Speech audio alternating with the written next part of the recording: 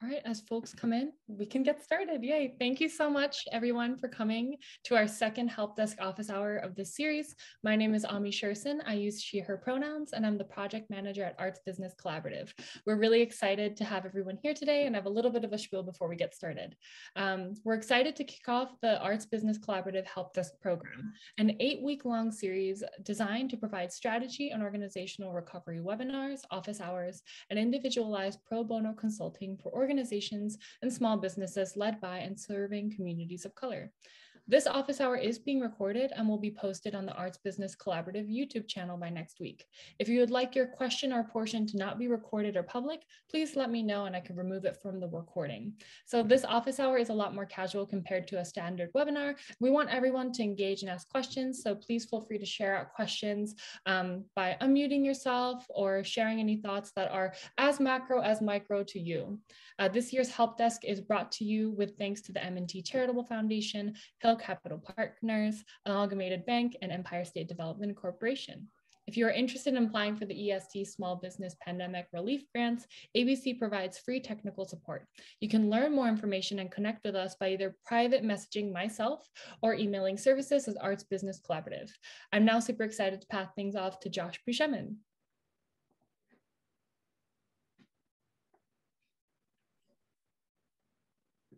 Hi, everyone. So my name's Josh, and I'm currently a CFO for a special education charter school.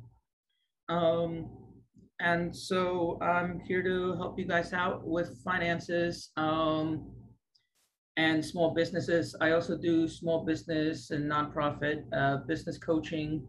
Yeah, I'm not sure what else. I've been doing this for a lot of years now. And so if you guys have questions, both about finances, my understanding was that actually a fair amount of people coming here were coming from education fields. So that's actually something that I do have I can probably help out a lot with. I have been working in education for basically my entire career at this point. And so, yeah, so I'm happy to help.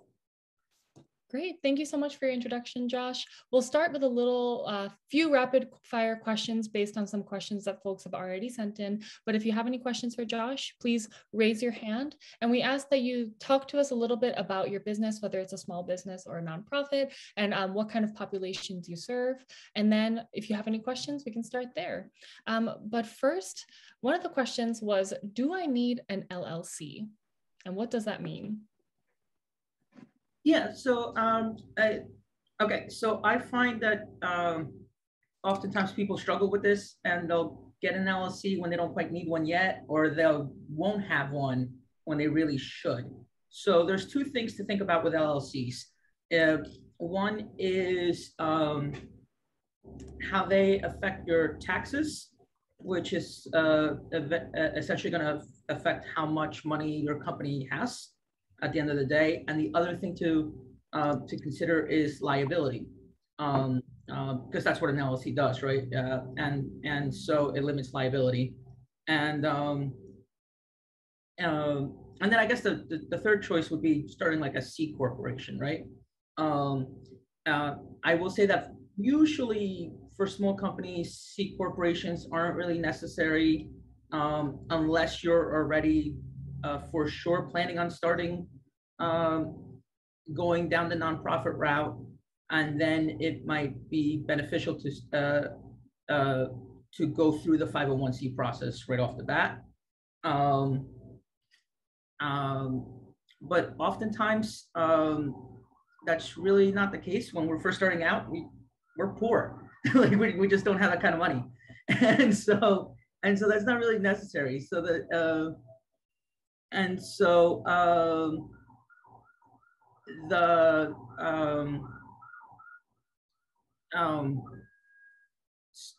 sorry, I just got distracted by the question. I actually don't deal with B corporations too much, Jocelyn. So I can look into that a little bit more, but that's just not part of my experience, especially dealing with small businesses. There's just it's not as common.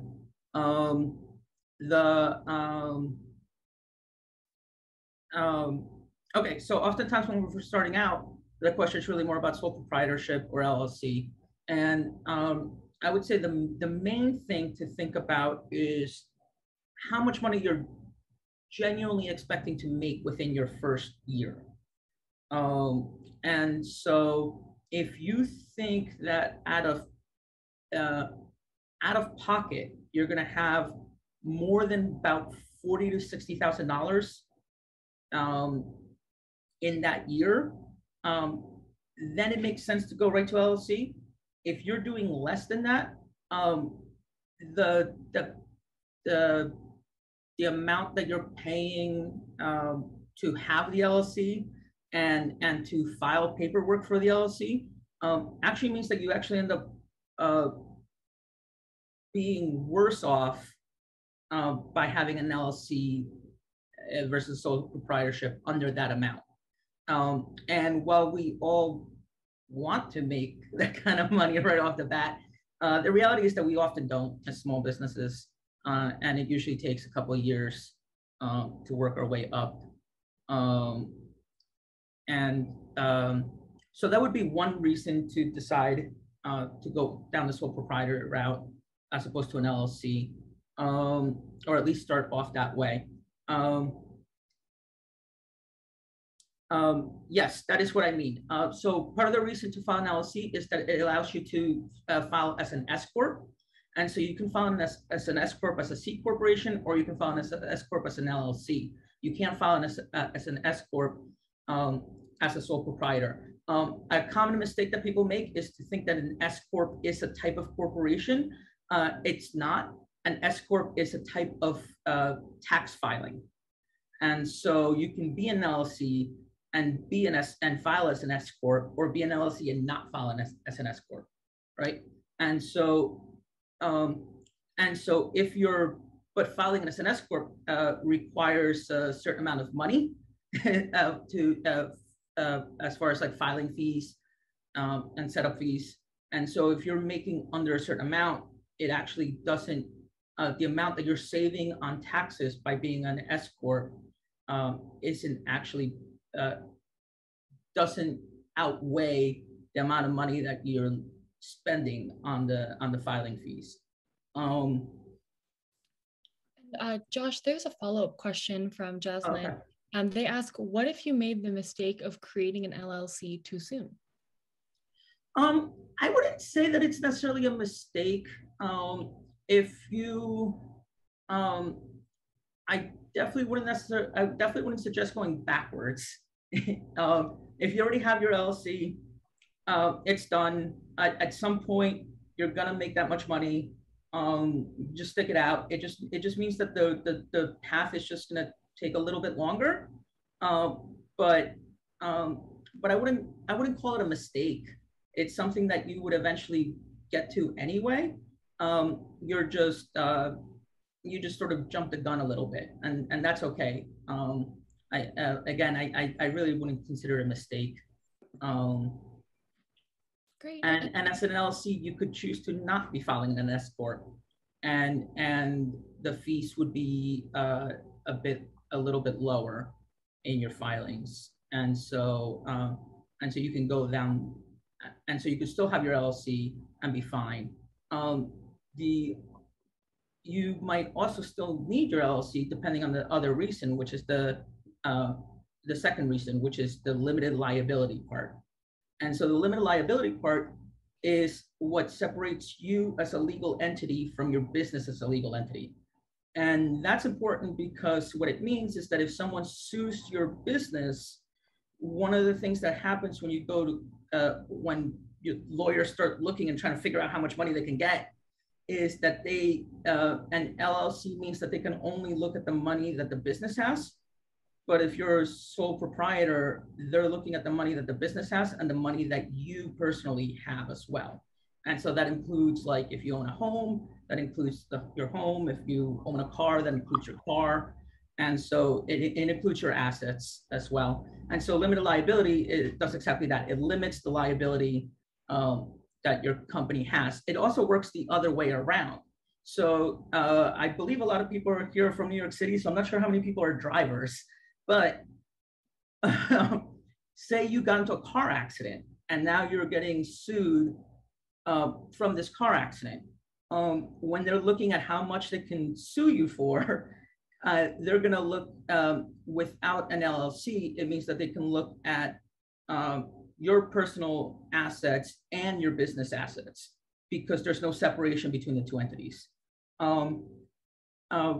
If you're making under a certain amount per year, like I said, about 40 to 60,000 in pocket, that's not it's not terrible that they're looking at both, right? But once you start doing more than that, then it makes sense to separate as well. So one of the things to think about is also like what kind of business you have, right? So like all the people, like I said, my understanding is a lot of people here in education. If you're in education, you're dealing with children, there's a chance you're going to get sued because a child can get hurt, right? And for whatever reason, right? Like they can trip, and even if it ends up being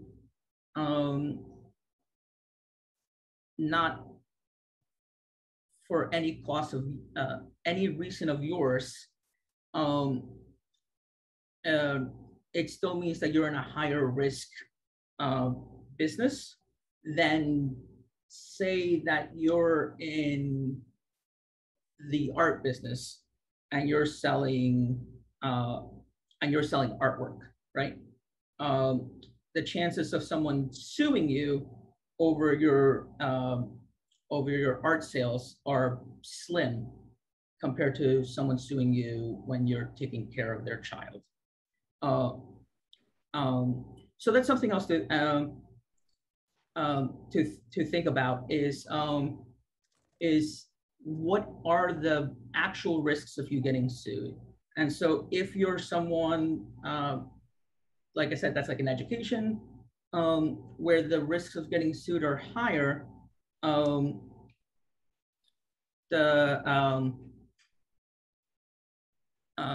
it's worthwhile having an LLC, even if you're making less money than what I was mentioning. Okay, what's the next question? Awesome. Thank you so much, Josh, and bringing light to that. And I want to open the floor up if people have any specific questions. You can either raise your hand or unmute yourself. But to get started, we have a question. What are the benefits of a B corporation? And I want to actually bring that up to Kat, who is the CEO of Arts Business Collaborative. Would you like to talk a little bit more about that? Yes. Okay. So I looked into B corporations, and there are several like large companies that are B corporations. Like Etsy is technically a B corporation. B corporations are like a mix between a C corporation and like a C corporation that's like a for-profit and a C corporation that's like a nonprofit. But like they say that something like, some percentage, like the minimum has to be like 1%, but some percentage of the after-tax profits go to some charitable cause. And that after-tax profits is the key item here, because they can go and market their social goodness, but then have zero like after-tax profits, because the government, or not the government, but like large corporations, like Apple doesn't pay taxes, like we already know. So it sort of is kind of like a marketing ploy that a lot of people employ. I wouldn't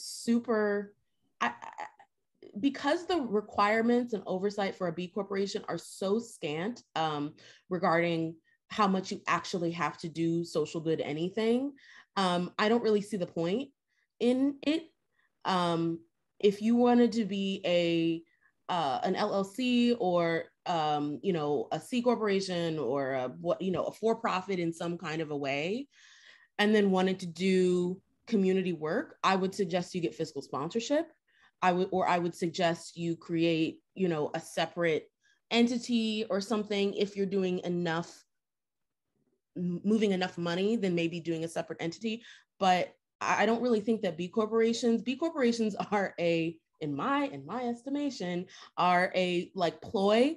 It's a marketing ploy to try to look less terrible than they are. And I don't know, like, we are all people of color here, so we know the nonsense is in the ether. So I would just stay away from a B corporation. Thank you so much for touching on that, Kat. We really appreciate it, and that's a really great perspective to know. This is a question from Nikki, and they ask, question about the employee retention tax credit. Is there anything about nonprofits that nonprofits should know about filing for this benefit that you can share? Not particularly.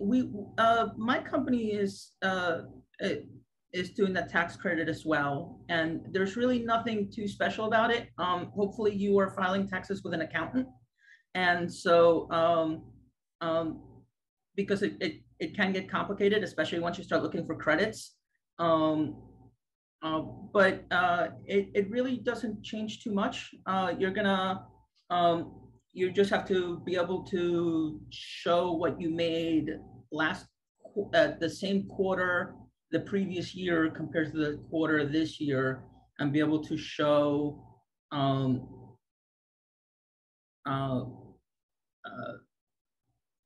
that your revenue has dropped below the percentage. I don't remember the percentage off the top of my head, but it's easy to look up. And so as long as you can show that, then you're able to show the need, and then you're able to file for the tax credit. And then that credit is provided to you. As a nonprofit, you can still get that tax credit because you're still having expenses. And so the tax credit will essentially work against other expenses, right? So nonprofit doesn't necessarily mean that you're always filing like zero taxes. So credits are still beneficial. And also, depending on the type of field you're in and the way you're being, the type of regulations you have. So for example, to go back to the education field, if you're in a charter school and your funding is coming from the state, then you're having to file reports, and those reports are having to show revenue, and that revenue is then what's sort of deciding what your rates are going to be once they get reconciled in like 3 years. And so the tax credits can help offset the revenue, right? And help your numbers for those reports, which will then in turn help your rates. Yeah. Great. Thank you so much, Josh, for answering that question. And Nikki, if you would like additional resources, we'd be happy to send them to you after this as well. So thank you so much for asking that question. We have a great question from Jazz in the chat. But before that, there's another question that kind of can lead into it that was asked prior to this conversation. But should I incorporate as a 501c3 or find a fiscal sponsor? Okay. I think that kind of depends on your individual starting capital. I think if you are someone that is able to start off with a certain amount of money, and the thing is that this is such an individual case to case that I can't say like what that money is.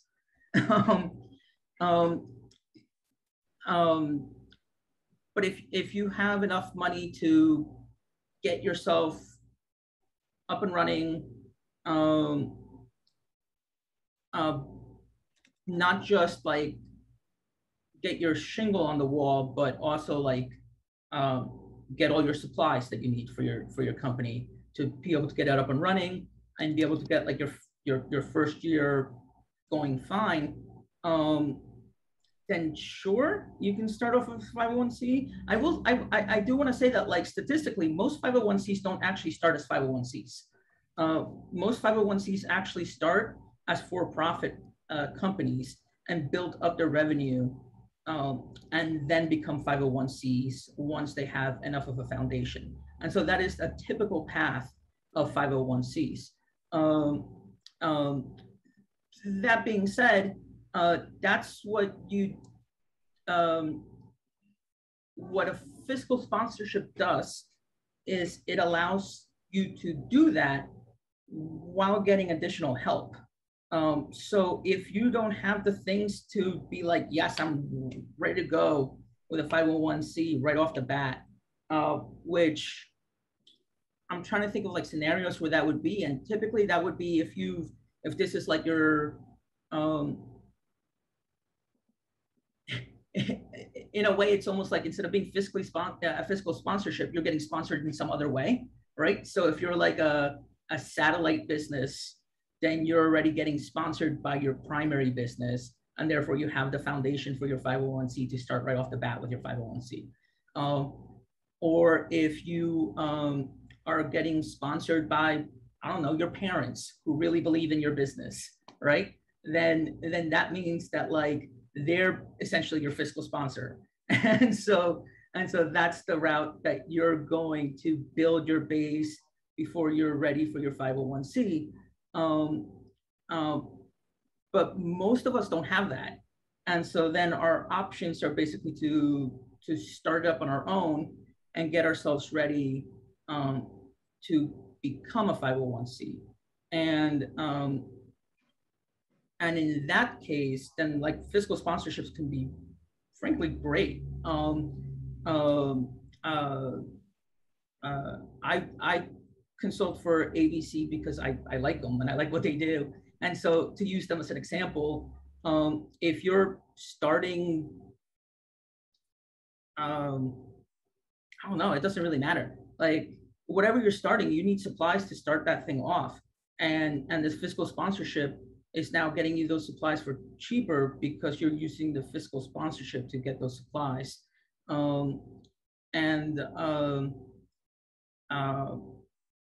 And you're also getting the technical assistance to set those things up or to learn how to set those things up.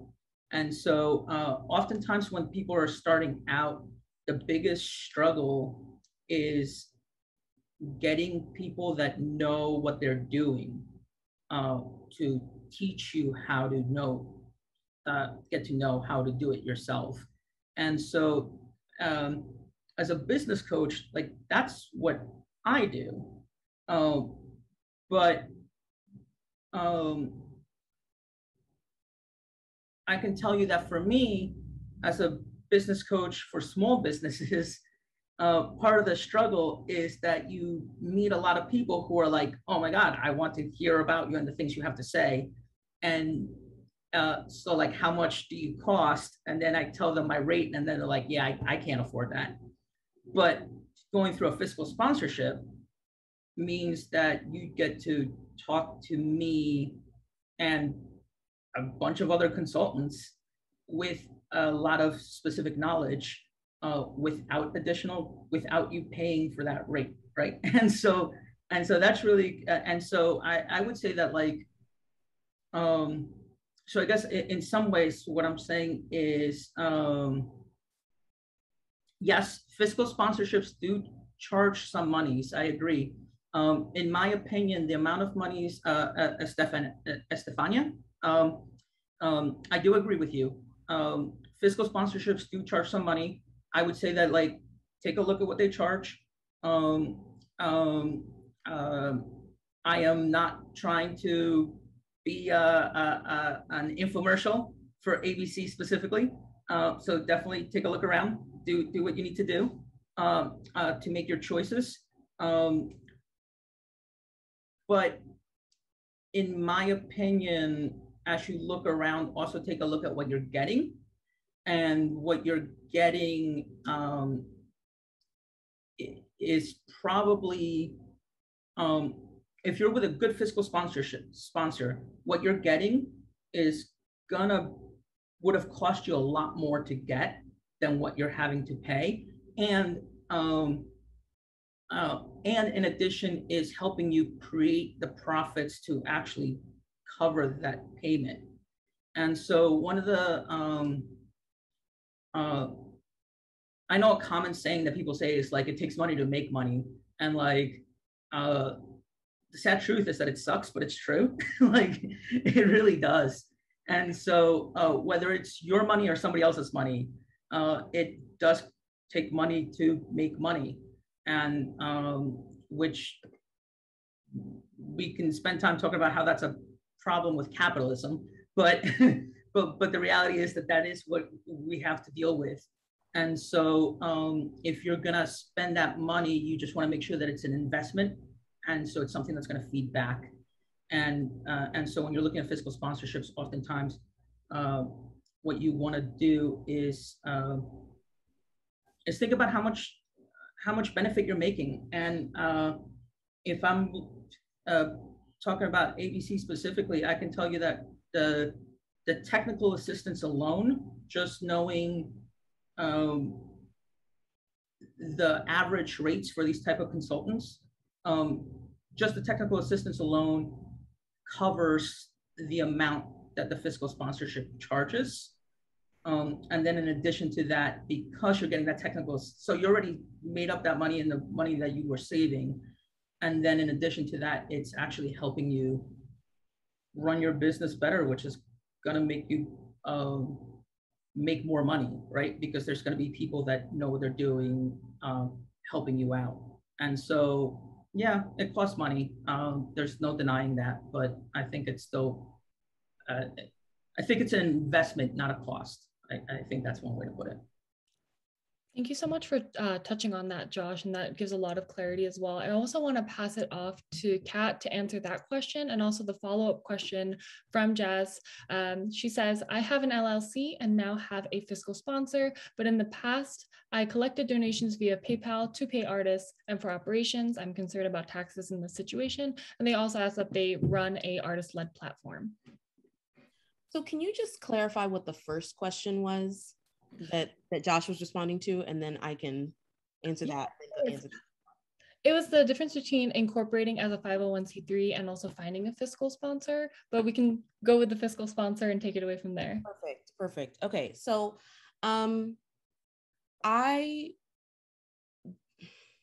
again, also not trying to be an infomercial, but legit, this is my own experience, like starting an organization. So, you know, a fiscal sponsor. So when you're starting an organization or you're starting a business, it often takes a lot of capital to be able to like outsource some of the work that you either can't do or don't want to do or what have you, so that you can be more efficient in terms of like planning for and operating your business. It actually took me 4 years to be able to raise enough money, not paying myself, to be able to incorporate and create at least a sustainable enough business to save $25,000, right, to start ABC.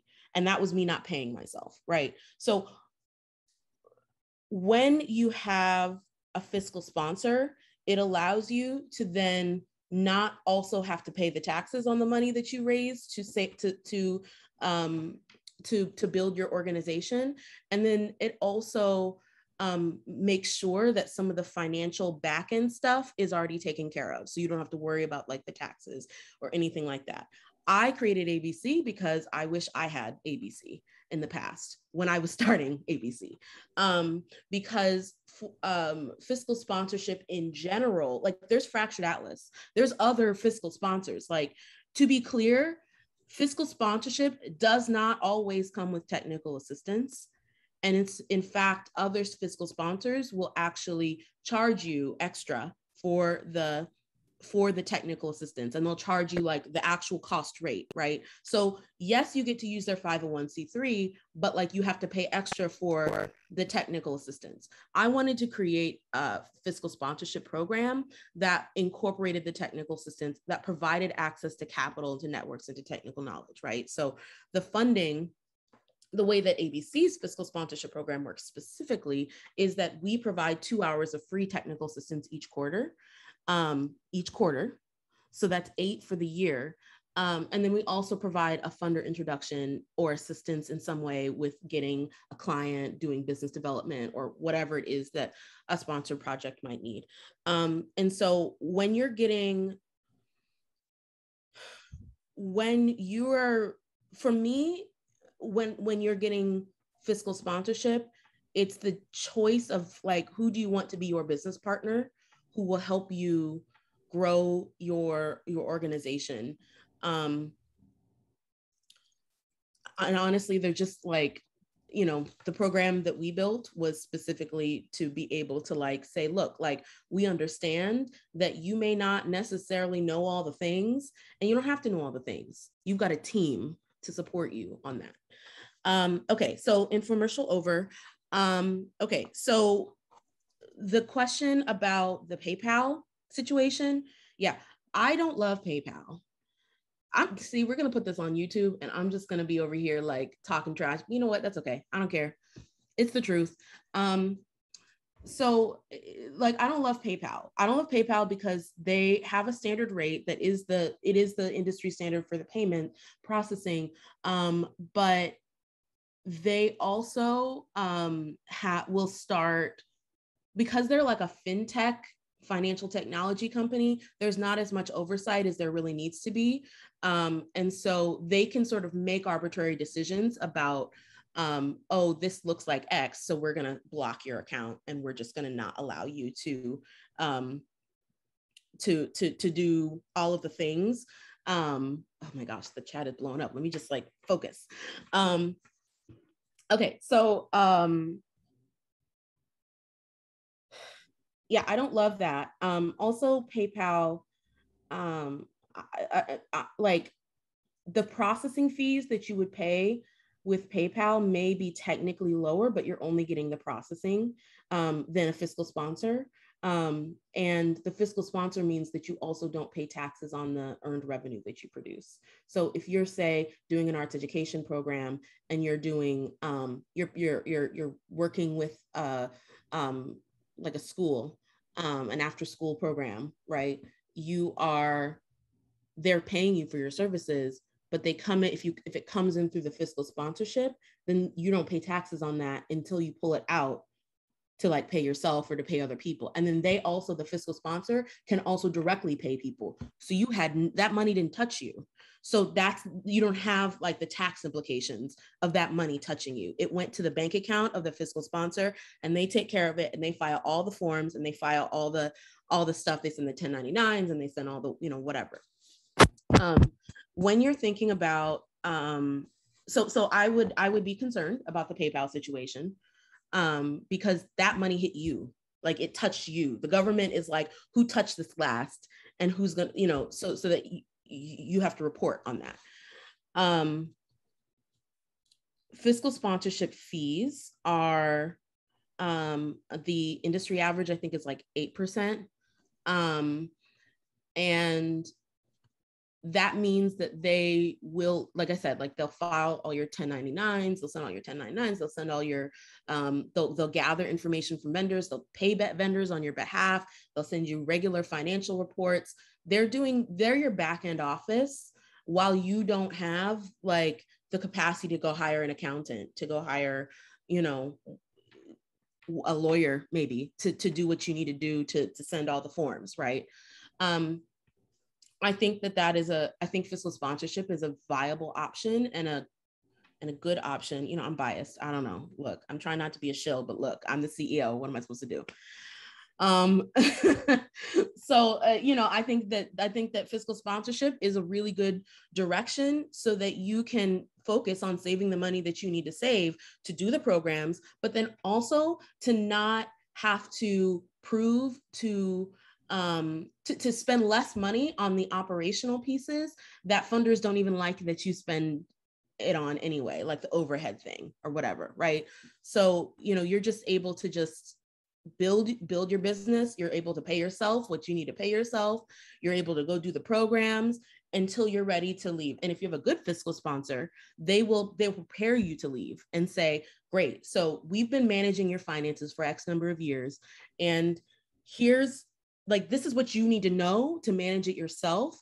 And we'll help you find a contractor or help you hire or help you look at the job description or whatever it is that you need, because they should be invested in your future more than just like processing your money and doing your back end stuff. Like they should be investing in you. And our program does that. In fact, our program only allows for you to be part of the program for 5 years, because we're not trying to own you. We're not trying to like run all your money or whatever. Like we're just literally like incubating you, providing you access to capital, to networks, to technical knowledge, so that you can go and be a great example of a POC-led organization. See, I was gonna make a joke about like, I'm a strong, independent woman who don't need no man. But you know what? No, not that. Come on, gender politics. Anyway, fiscal sponsorship is a great idea. Awesome. Thank you so much, Kat. And then there's another question. There's a lot of fiscal sponsorship questions. So this is absolutely great. Thank you folks for asking questions on this. Melissa has the question, does your fiscal sponsorship automatically imply that you will be able to use their organization's 501c3 status to collect tax deductible donations like most do? Melissa, also feel free to unmute yourself if you want to talk a little bit about your company organization for a little bit more context, and Kat and Josh will be happy to answer those questions.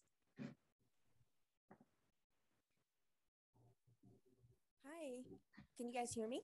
Yes. Hi. Amazing. Hi.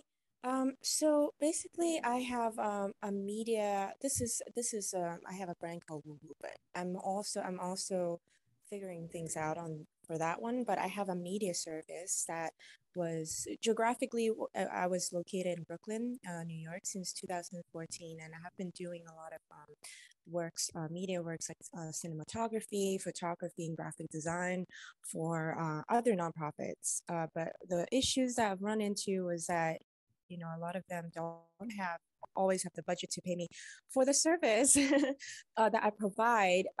And a lot of independent artists, especially, and of people of color, don't have like enough, might not have the required funding solution to provide me with the with what the service that it costs, which is then why I am currently right now trying to figure out how to make myself a nonprofit so that I can subsidize or offer free media service at a quality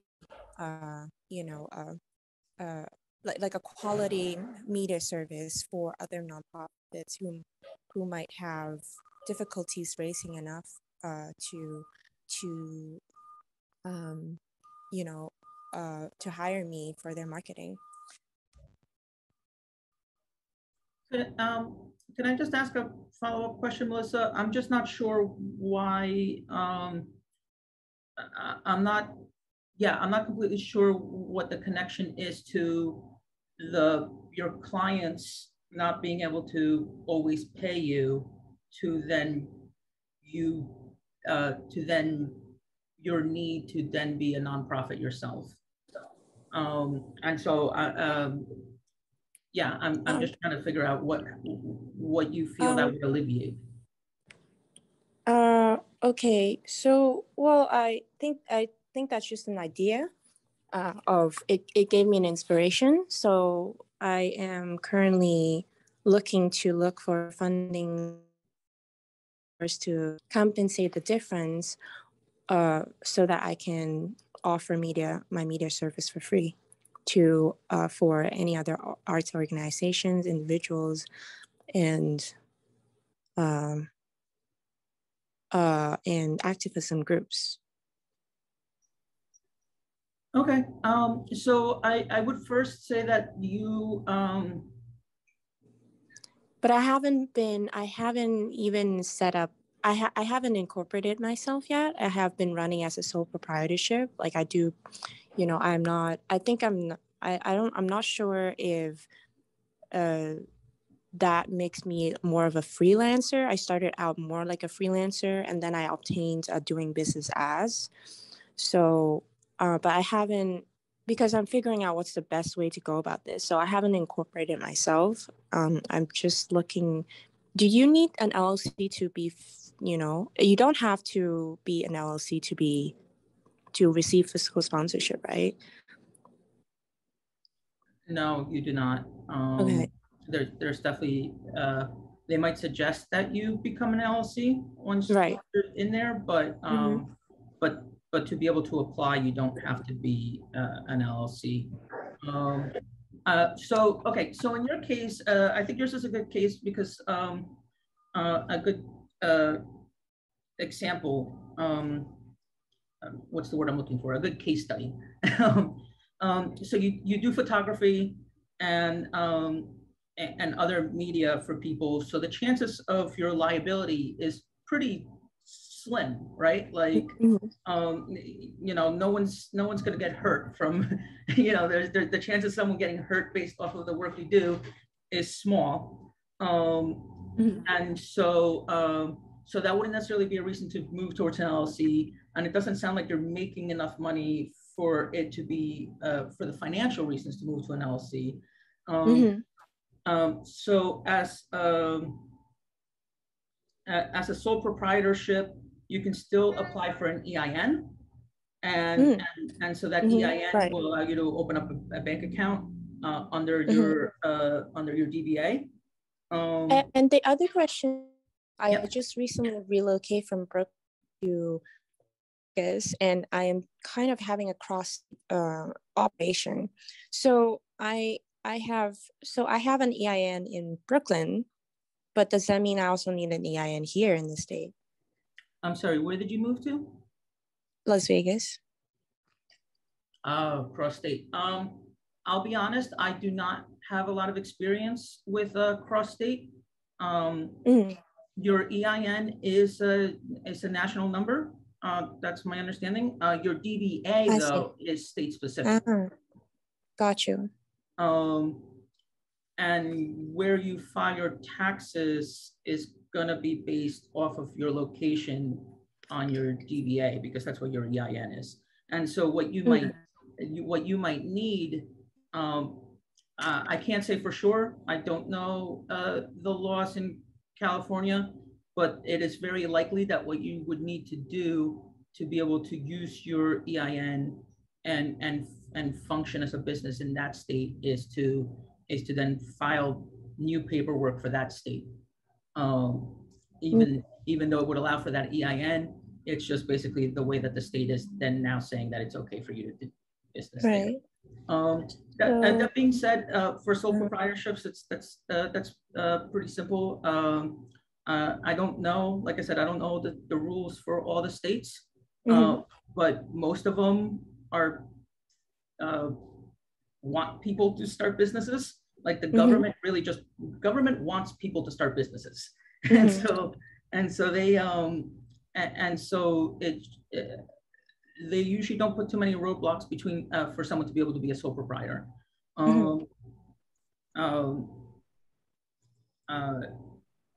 New York City has more roadblocks than New York State does, if that makes sense. So like if you're outside of New York City, you can just go work and have people sign checks under your name and be a sole proprietor that way.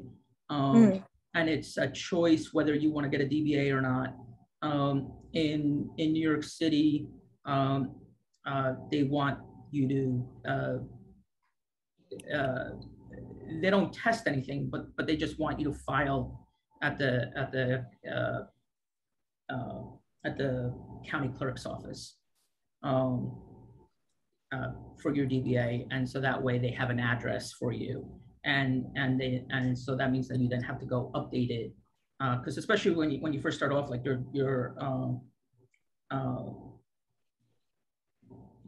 that's your DBA is your home address is oftentimes your DBA address, right? Because you're not that big. You don't have like an off, a separate space. And so that means that if you move, you gotta then like make those changes to the file, to the paperwork as well. Um, but to get back on track though, becoming a nonprofit, one of the advantages of being a nonprofit is that it opens up a world for certain grants for you. But that being said, there are grants for small businesses, regardless of nonprofit status.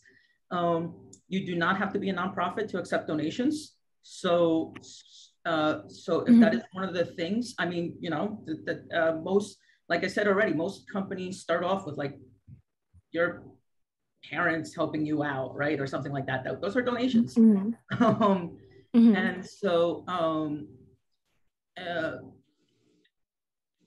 so unless you're looking specifically as far as like gaining grants, being a nonprofit wouldn't help you generate money. Well, I think that the idea of that is, it is for me to look for grants, like, and also I think the main thing is to allow me to be able to collect tax deductible donations, because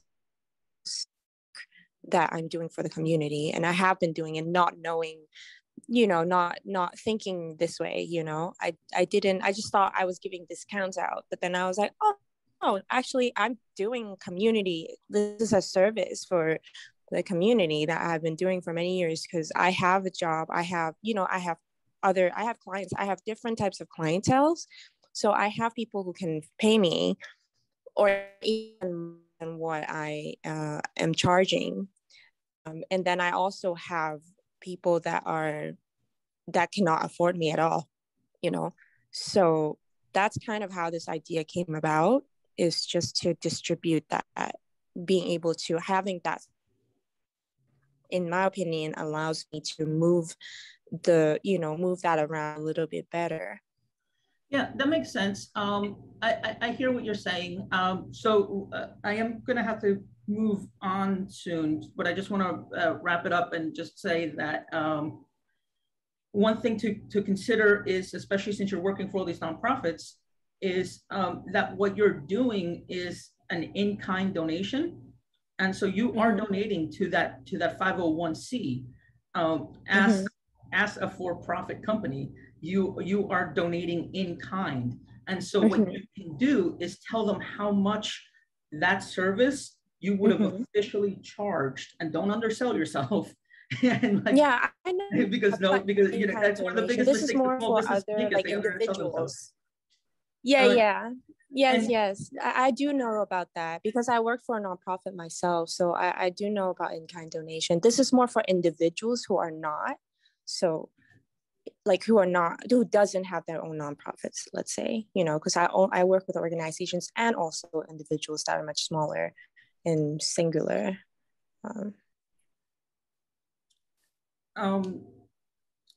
So then at that point, it's not a donation anymore.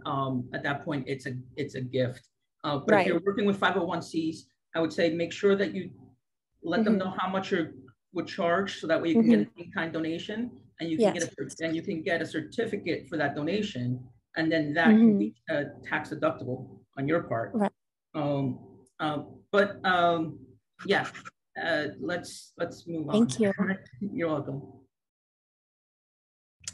No worries, and thank you so much, Melissa, for that question. There's a couple of resources that I would love to share with you as well. So one, if you are thinking about creating a business bank account, we have a list of smaller banks that have done those before. And then also another one is we have a lot of for-profit business grant opportunities that we know of. One of them is Empire State COVID-19 Pandemic Small Business Recovery Grant Program. That's a mouthful, but yes, that is there. And we also provide free technical assistance for that. So if you have any questions or have any follow-up questions, please feel free to contact me at ami@artsbusinesscollaborative.org, and I'm happy to support you offline as well. So thank you so much for your question, Melissa. And I know that we have about 10 minutes left, so we'll rapid fire. If any folks would like to stay after this point, we can as well. But this is a question from Tessa.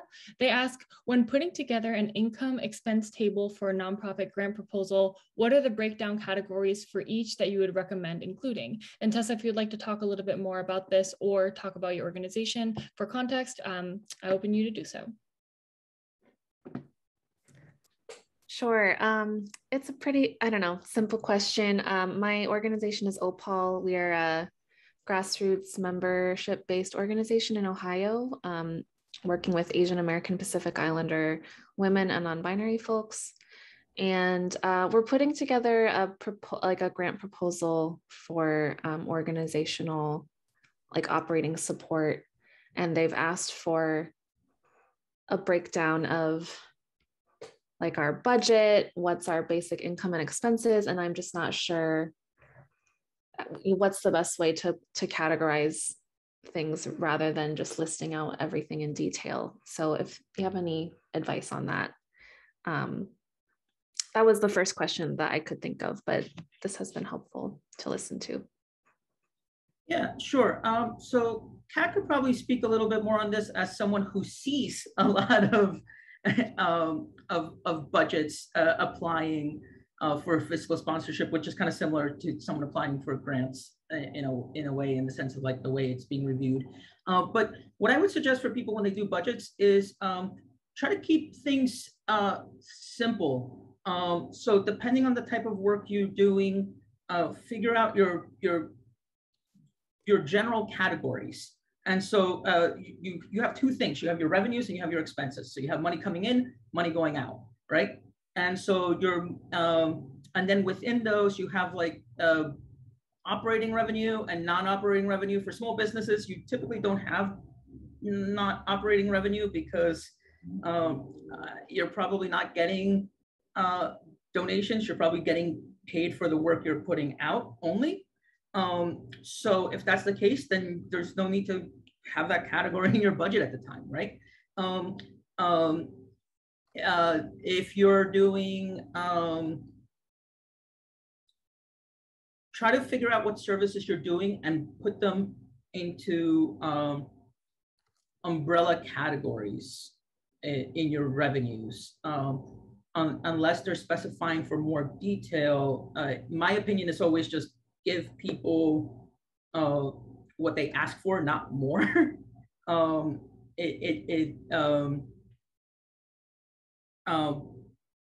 But think about your income, think about your expenses. When you're looking at your expenses, I will tell you that a lot of people care more about how you're spending money than how you're getting money. And so you're probably going to have more categories in how you're spending money than how you're getting money, especially because most companies especially when they're starting out, make money in one way, right? And then eventually they might expand to more ways. And so when you're doing your expenses, you're gonna have your rent, your utilities, things like that. And so those you're gonna want to categorize out so that way people can see how you're spending your money, because that's really what oftentimes people in my experience, people that give other people money really care, are very suspicious about how you spend your money. And so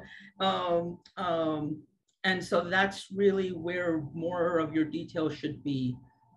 As far as getting how you're making your money, depending on the type of company you have, you're probably only gonna have one or two categories.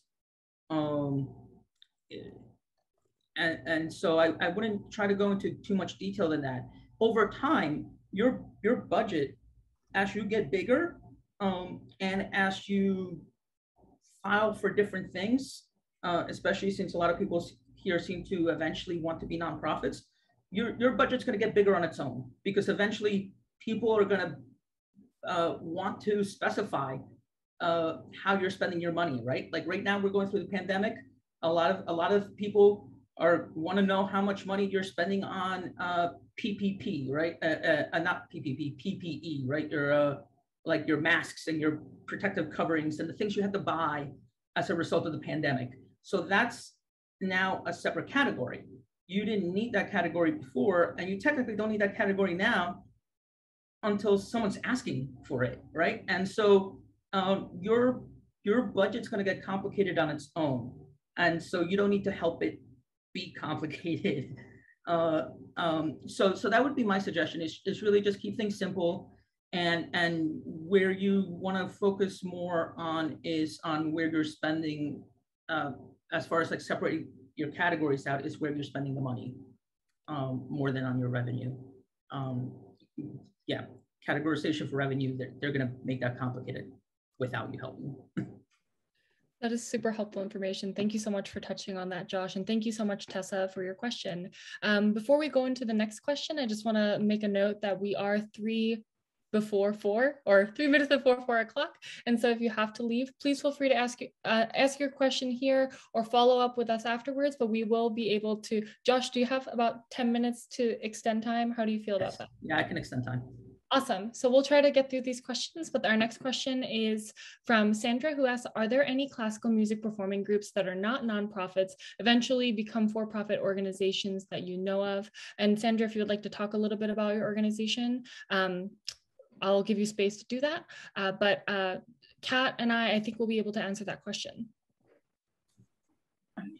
Okay, thank you. Yes, I'm with the Harlem Chamber Players, and we are not for profit. And that's how I met these lovely ladies at ABC. I'm acting as interim president right now, even though what I actually am is a freelance violinist. And I have been the last 40 years in New York City until the pandemic very successfully. Now I'm partially retired. So I have time to work with Harlem Chamber Players. So a lot of these terms and forms I've written down because I got to look them up and they're new to me, and I'm happy to do that. But I'm just wondering, our business is expanding. We're getting more concerts, as Amy and Kat both know. We are starting to record. And I'm just wondering if at any point it may be advisable to switch to a profit organization, or the profit that we make from recordings. I guess they could just be listed as income, or should they just be listed as income to the Harlem Chamber Players, or donations, or what?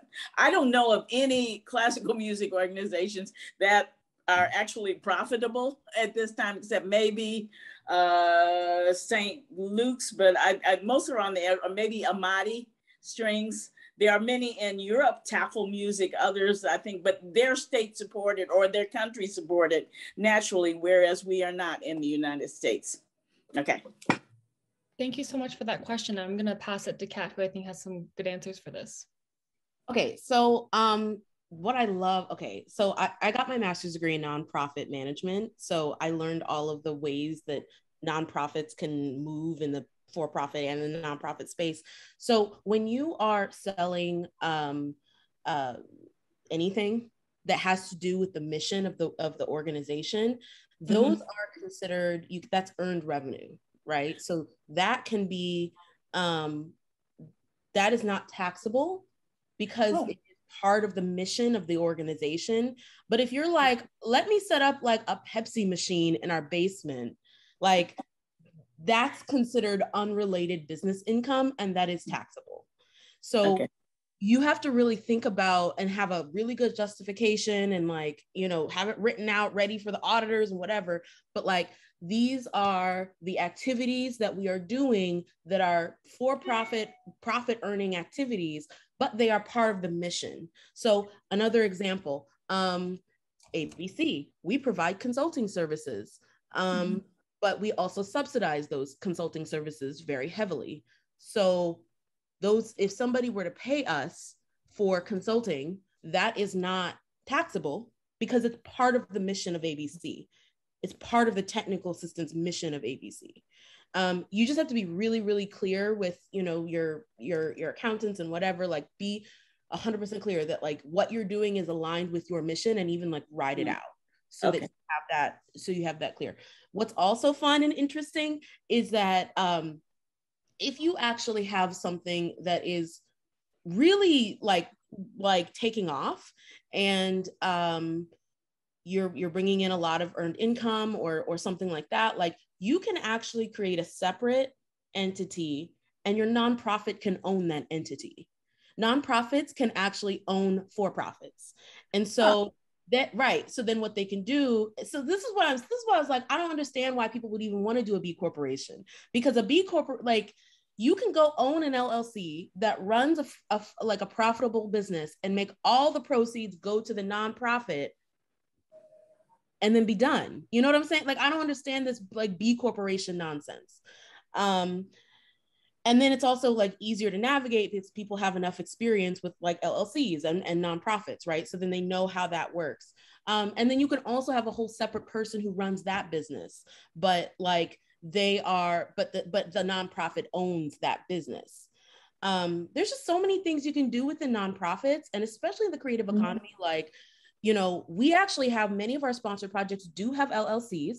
We want them to have an LLC because, for example, when the government comes out, we love ESC. We love them because they are helping us. They're helping us help people. But I will say that one critique that I do have is that they have far too many opportunities for for-profits in the creative economy, but not enough for nonprofits. They have the Shuttered Venues Operating Grant, but you have to be a certain size, and then you have to charge for your like to attend or whatever. Like, there's all these requirements that basically fit the Apollo theaters, right? But not the like tiny community theater company, right? Mm-hmm. So when you have a for-profit that is under a nonprofit, or you have a for-profit that also has a fiscally sponsored arm, you're able to move and bob and weave the way that you need to, so that you can maximize the opportunities available. And let's be really honest, this is what white people be doing.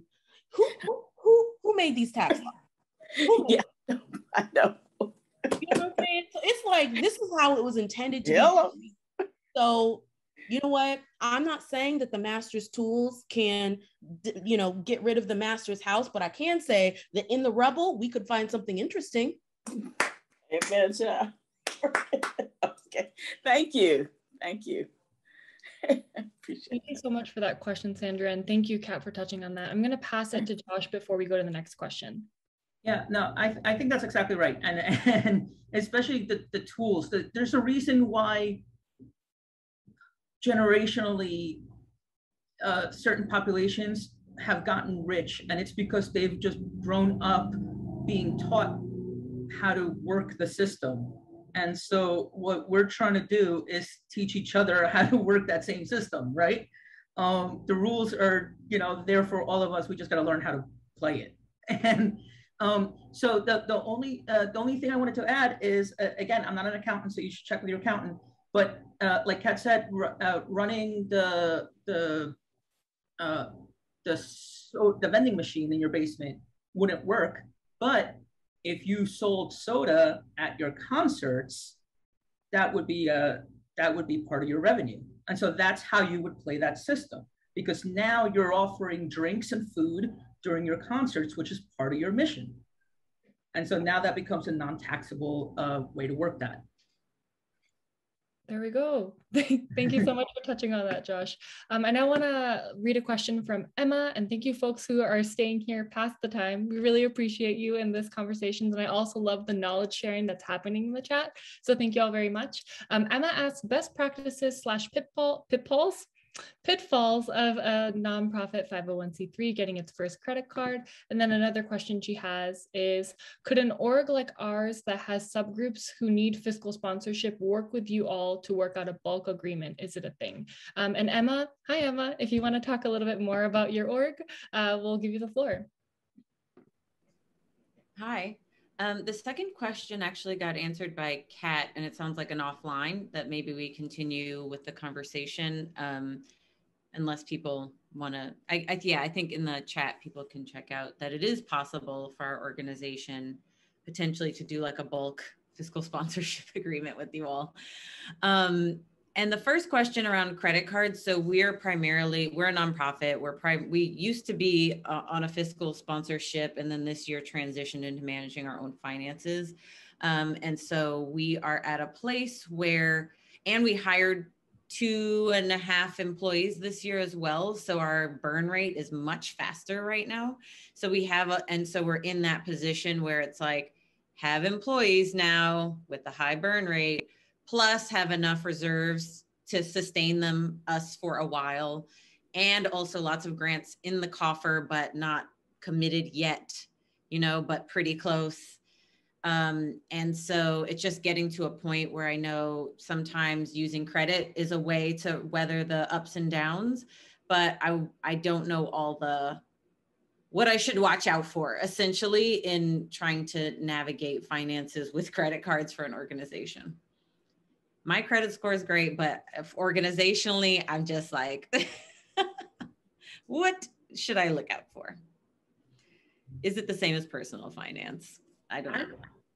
I would say it's the same as personal finance. Like the biggest concern with doing credit is debt, right? and I'm sorry, I maybe I missed it, but are you currently a nonprofit or not yet? Yes, we are registered this year. So we are currently a nonprofit, and we changed over from fiscal sponsorship to now managing our own finances with our bookkeeper and accountant, obviously. Gotcha. Okay. So yeah. So one of the things that I would definitely talk to your accountant about how your filings are, and depending on if you're getting grants from certain places, they might have certain restrictions, and so they might not like seeing that credit card debt, and that might limit who's willing to give you money and how much money they're willing to give you, right? Also check with your accountant how that debt is gonna look, whether it's gonna be an accrued debt over the next 5 years, or if it's gonna be an individual debt for that 1 year, because it's gonna make a really big difference on what your company looks like on paper.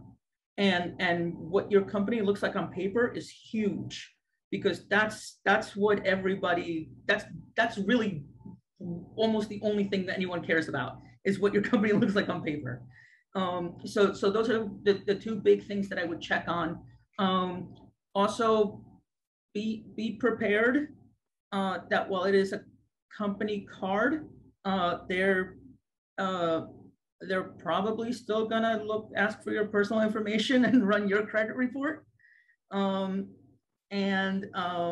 that means that debt can affect your credit, even though it's the company. So that's something else that you want to look into.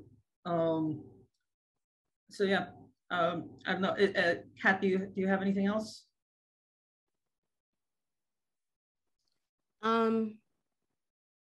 Yeah, I mean, seeking a line of credit might be a thing to do, but like, you know what, look, I just, you got to be really careful about who you find, because literally, you walk in with a black face and they'll be like, nah, son. Or they'll give you like tiny line of credit because they're like, we'll give you training wheels, right? So it's almost like you gotta go find a white person to like act like you so you can get a line of credit. I don't know. But in any case, ABC is ready, willing, and able to help you with that. And I would suggest, there's a few places that I would suggest if you were to seek a line of credit. I would suggest Carver Federal. Come on, Black owned. And then I would also suggest Amalgamated Bank. And I would do that not just because of the fact that they sponsor this help desk, but like they literally, like over 80% of their money through their foundation goes to Black owned nonprofits or Black led organizations serving Black people. So like, this is a corporate foundation doing the thing. And you should, I mean, look, I don't know. I want to get a line of credit from somebody who is invested in us personally.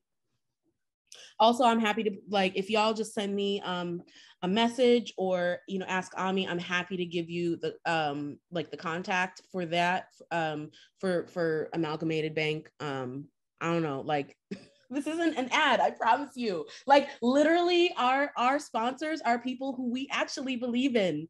By the way, can I also just say one quick thing? I know that they've already heard this so many times and I've told them and thanked them all the time, but literally, during the first months of the pandemic, when the PPP was happening, Black organizations did not have as many like banking relationships.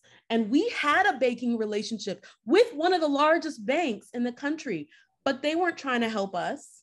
They didn't care about little old us. So we ended up having to, I met the contact at Amalgamated one time, months before. And then I was like, look, is there any possible way that you can help us get the PPP? And she pulled through. We got in the first round of the PPP. This is like, come on. Like, this is like the difference between life and death of an institution. Commercial over. So Kat brought up a good point that I missed. Credit cards is not the only way. There are line of credits. And so there's a difference between a credit card and a line of credit. A credit card goes through a credit agency like MasterCard or American Express. A line of credit is actually the bank having an open loan that they're willing to give you for a specific amount. And that means that they're going to have different percentage rates depending on how invested they are in what you do, right? And it's not like a credit card. A credit card doesn't care what kind of company you are, but if you're doing things with a bank, you're talking to an individual person who's then making that decision. So you can, so that might be better or worse depending on the person, right? So that's something else to consider. There is, I wouldn't say that anyone specifically best to Keisha. Like I can tell you, like for my company, we have 2 credit cards and 1 line of credit. And the benefits is that the credit card you can use for whatever the hell you want. No one is going to bother you. No one's going to question what you're using your credit card for. Your line of credit, though, the bank's going to want to know what you're doing with that money. And so that would be the difference. But the line of credit is going to have typically will have a lower percentage rate than the credit card will. And the line of credit will oftentimes be higher than the credit card will if you're able to talk up how helpful your company is going to be, and you get someone that actually believes in what you're doing. Because again, so much about banking is really just about the person you're talking to. It's not standardized. You can talk to one person one day, and they'll be like, "Oh, we can only give you like $50,000 line of credit for this percentage," and then you can talk to another person, go across the street to a different bank. Oh, and they'll tell you like you need this paperwork and this paperwork and this paperwork. You need like 5 different pieces of paperwork to get it done, and then you can go across the street to a different bank, talk to another person, literally right afterwards, and they'll offer you like $100,000 line of credit for like with only like 2 pieces of paperwork and a totally different percentage.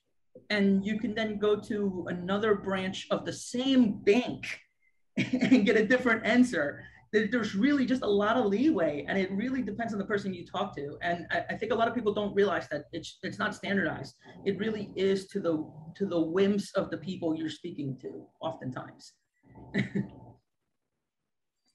Thank you so much, Josh and Kat, on speaking on that. And I also want to note that I put the links to both Carver Federal and Amalgamated Bank in the chat if folks want to learn more as well. Sadly, the time has come that we have our last question, but as always, and we can definitely share more information later, if you have any follow-up questions or additional comments or questions, please feel free to share it with us and we can answer them to the best of our abilities. I'll now share it. Amber, if you'd like to unmute yourself, if you want to talk a little bit about your question and yourself, feel free to. Hi. Thank you so much. First of all, this is just so necessary. I'm an independent artist, and I'm calling myself a transdisciplinary healing artist.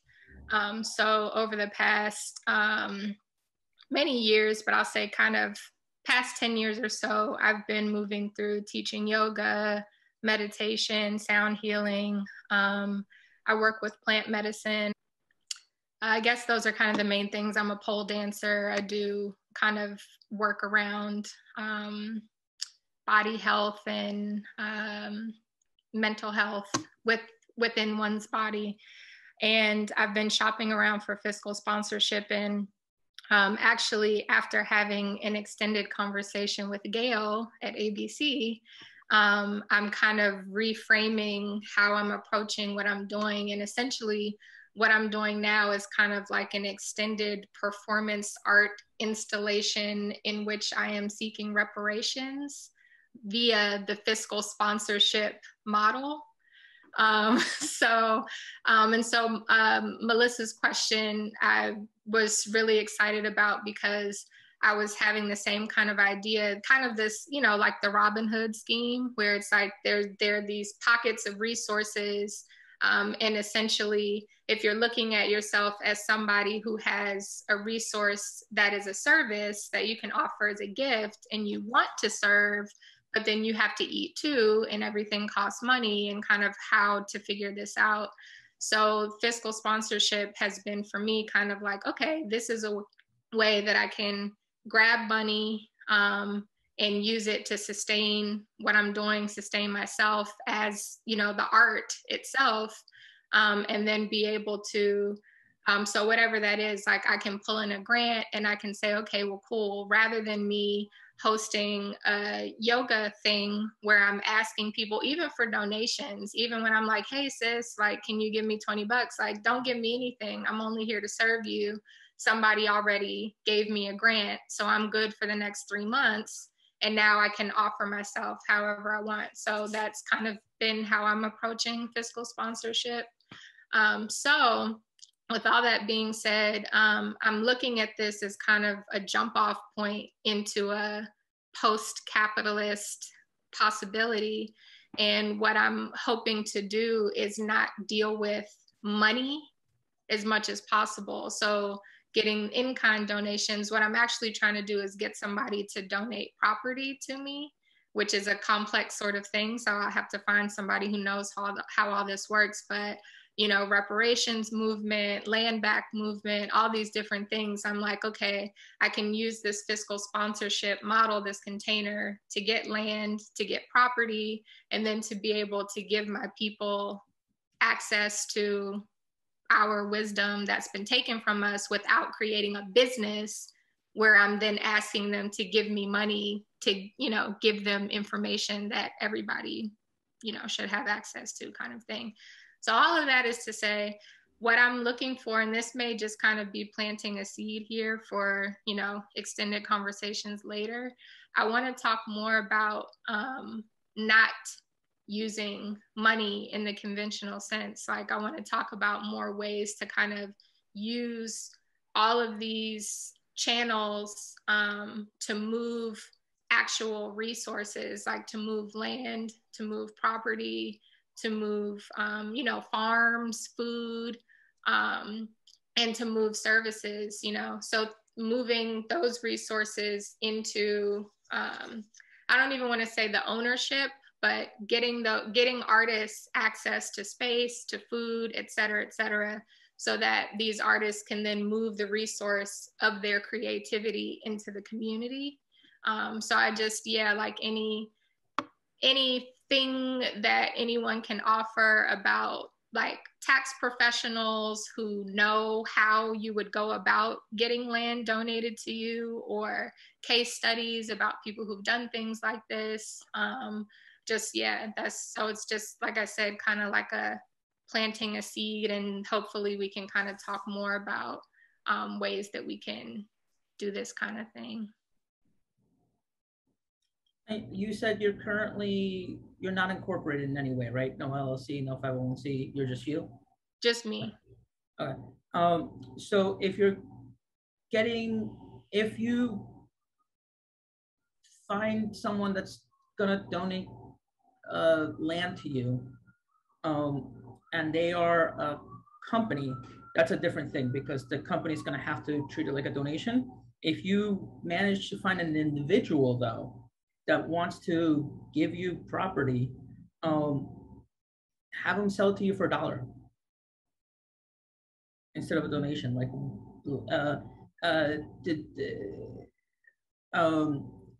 the government doesn't like people giving things for free, so they don't hit you up for taxes. because giving things for free just doesn't fit in like the capitalistic world that we're in, right? It just doesn't make sense, which means that it's really hard for governments to make that work. But you can buy something for $1, you know. When I was younger, my uncle did that to me with a car, just so you know. Like, and so like rather than gifting me the car, and they were an accountant, and so that they actually did that to knowing that it would have that benefit, and so we just wrote down that they sold that car to me for $1, and that's how I got my donated car from my uncle, you know. So that's definitely something that you can think about. You're not going to be able to do that with companies, but if you're dealing with individuals, that's one way to get around things. People do that sort of thing with what do you call it? With inheritance constantly. That's what rich people do with inheritance constantly. They don't leave it for inheritance. They sell it to you for $1 before they die.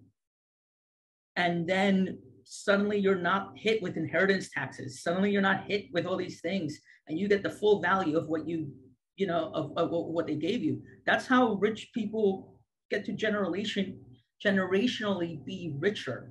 It's because they learn things like that that let them get around those things. And the people that don't know that are now passing on from one generation to the next generation, like 50% of the money that they the wealth that they generated, while the people that are already rich know how to get around that and are able to then pass off 90 to 100% of the money that they were able to make during their lifetime to their next generation. And that's how you get vastly disproportionate generational wealth. So yeah. Yeah, Amber, and if you have any additional questions or if there's any specific resources you would like, please email me or email us, and we'll be happy to share more resources that we have. But thank you so much for that question. And with that, we are way over time, but we really appreciate everyone here. This has been absolutely lovely. Josh, thank you so much for leading this conversation and just bringing up such great topics on finances, because finances can be really scary, but we went everywhere. And if you have any additional questions, Josh, can folks contact you? What's the best way for folks to contact you? Yeah, sure. My email is Joshua. If you can see my name up there, it's literally my name, but with a period in the middle. My name is difficult to to spell, so that's why I'm asking people to just take a look at how it's written. And just put a period in the middle of that, and then it's @gmail.com. And that's one way that you can reach me.